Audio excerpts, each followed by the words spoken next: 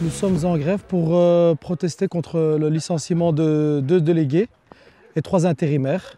L'entreprise a repris le chantier et dès le départ, on s'est rendu compte que dans d'autres sites, ils fonctionnaient surtout avec des gens qui n'avaient pas de contrat direct avec l'entreprise, mais plutôt ils étaient soit intérimaires pour la majorité ou avec un contrat avec un autre sous-traitant.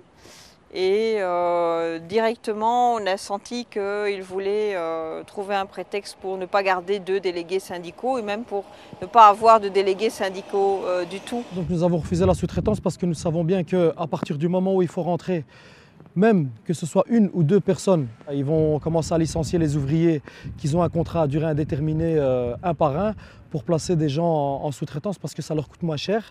Parce qu'il faut savoir que BMS a remis des prix qui ont été rabotés à 40% moins cher que la société sortante. La lutte, c'est surtout les travailleurs qui l'ont organisée eux-mêmes. Je crois qu'ils vous ont un peu expliqué l'origine du conflit. Nouveau contrat commercial avec un prix cassé, une entreprise pas du tout rompue à la concertation sociale, dans laquelle il n'y a pas eu vraiment jusqu'à présent de concertation sociale. Donc depuis que nous sommes en grève, la direction de BMS a refusé de nous voir, de nous parler, même venir ici discuter, se mettre autour d'une table pour pouvoir discuter du problème et peut-être trouver des solutions. Mais rien du tout, voilà, ils refusent tout dialogue. En lieu et place d'un éventuel début de discussion ou de communication même sur les pièces du dossier, on a vu arriver après 2-3 visites du huissier, finalement on a vu arriver la police avec le huissier. On s'est serré les coudes et on a résisté jusqu'au bout. Et donc on a marché jusqu'à ici, derrière la grille d'entrée.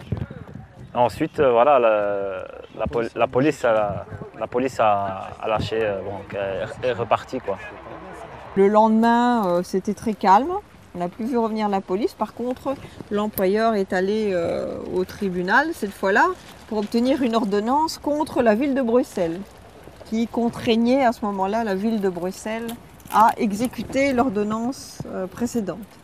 Ce qui est symptomatique dans cette affaire, c'est aussi le fait que l'entreprise, au lieu de négocier, ait finalement choisi de recourir à des procédures unilatérales devant un magistrat qui n'est pas compétent pour juger du dossier, ni d'un conflit social, ni même de ce qui est reproché aux travailleurs, et qui est une claire atteinte au droit de grève. Immédiatement contacter la centrale générale. Je retourne au bureau et je vais tout de suite les contacter.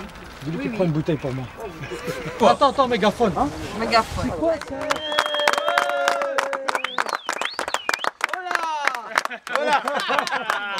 Le juge nous a donné raison en disant qu'effectivement, il n'y avait pas de raison d'envoyer l'huissier et demander à la police de nous chasser.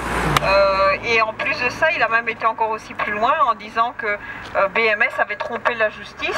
Concernant cette lutte, et voilà, aujourd'hui c'est un grand jour, la décision du tribunal nous a donné raison. Je crois que les luttes syndicales seront vraiment très très dures et très difficiles et qu'il faudra vraiment qu'on soit tous solidaires et à pied d'œuvre. Et en tout cas, je vous remercie en tout cas pour votre aide aussi. Musique, maestro! Maestro!